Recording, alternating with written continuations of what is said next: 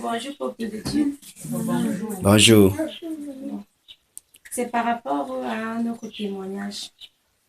Au fait, je me sentais mal. J'avais des douleurs là.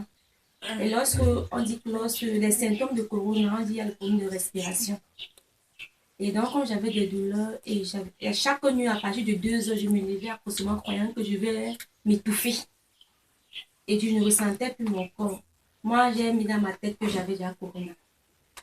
Et je demande à maman que maman accompagne-moi à l'hôpital. Maman me dit que tu pars à l'hôpital, fais quoi? Je suis allée à l'hôpital, j'étais têtue, je suis allée à l'hôpital seule. Arrivé là-bas, le docteur m'a demandé de faire la radio. On a fait la radio, on n'a rien vu. On m'a prescrit les médicaments, je suis rentrée. Malgré qu'on m'a prescrit les médicaments, je sentais que ce n'était pas la maladie, mais j'avais les manifestations, donc quand tu vas en France. Je dis à maman que cette fois-ci, il faut que tu cherches une personne qui travaille sur moi. Elle me dit que qui? Allons voir. Elle dit que non, il ne veut pas moi le marabout. Comme tu es allé chez le marabout, il faut une personne de Dieu. Cherche un homme de Dieu pour moi. Elle me dit que je ne connais pas alors l'homme de Dieu. Comme aussi, je ne suivais pas tellement. J'avais longtemps que je suis quittée de voilà, donc je ne le connais pas. Elle me dit, je connais qui ici. J'appelle au pasteur de Yaoundé. Il me dit que Myriam, tu as Yaoundé, tu veux que je fasse comment pour arriver à Obala? Je vais t'indiquer un numéro. Il me donne comme un numéro d'un représentant ici à Obala. Finalement, elle me dit que je connais chrétien. Il y a un monsieur là qui a prié sur une dame au marché. Il faut que je cherche son numéro. C'est comme ça donc on prend le numéro de chrétien chez sa soeur. On appelle donc chrétien.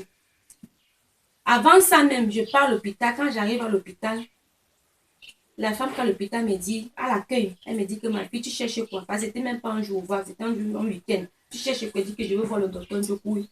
Et quand j'appelle le docteur Djokoui n'était pas là. Elle me dit que, mais tu veux voir le docteur, je dis que non, c'est que je me sens mal. C'est comme si c'était la maladie qu'on raconte là, elle doit voir ça. Elle me dit que tu penses que le docteur peut te laisser partir si tu as la maladie là, ma fille, pardon, on n'a pas couronne, voilà, rentre chez toi. Je rentre chez moi, je regarde les gens comme ça, c'est que quand elle veut partir, les gens vont croire que je suis en train de mentir. Mais entre-temps, donc, l'homme de Dieu est venu à la maison en soirée.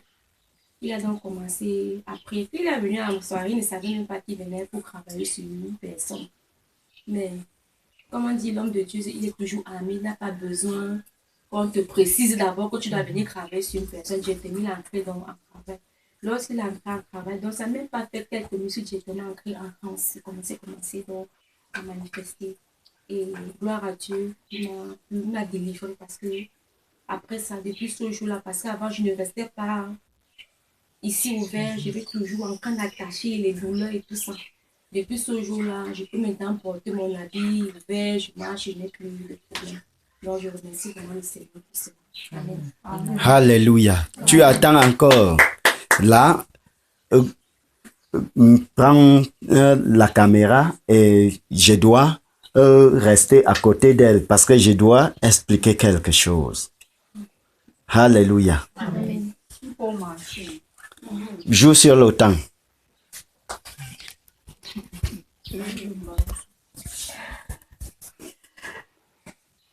Alléluia. Amen. Voici ma fille. La première fois que je suis arrivé chez elle, je partais croyant qu'on m'appelle pour un travail. Mais quand je suis arrivé, le Seigneur m'a accordé cette grâce. Juste au moment que j'ai dit, comme tu penses à cela, enlève d'abord ça dans ta tête. Elle me fait comprendre. J'ai rêvé et j'ai vu une femme morte.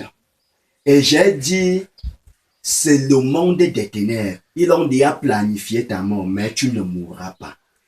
Quand j'ai commencé à dire, il faut que tu confesses Jésus. Seulement au moment de confesser Jésus, quand l'ennemi s'est manifesté, j'ai dit, vous avez vu, les parents étaient étonnés. Et sur place, nous avons directement commencé dans la prière. Et c'est comme ça que le Seigneur l'a délivré et l'a libéré. Cette chose qui était en elle, elle a vomi. Après avoir vomi, elle a été libérée. Acclamez pour le Seigneur. Et comme elle est libérée, je déclare au nom de Jésus Amen. Que cela ne visitera jamais aucune personne dans ce ministère. Au nom de Jésus. Amen. Au nom de Jésus. Amen. Amen. Amen.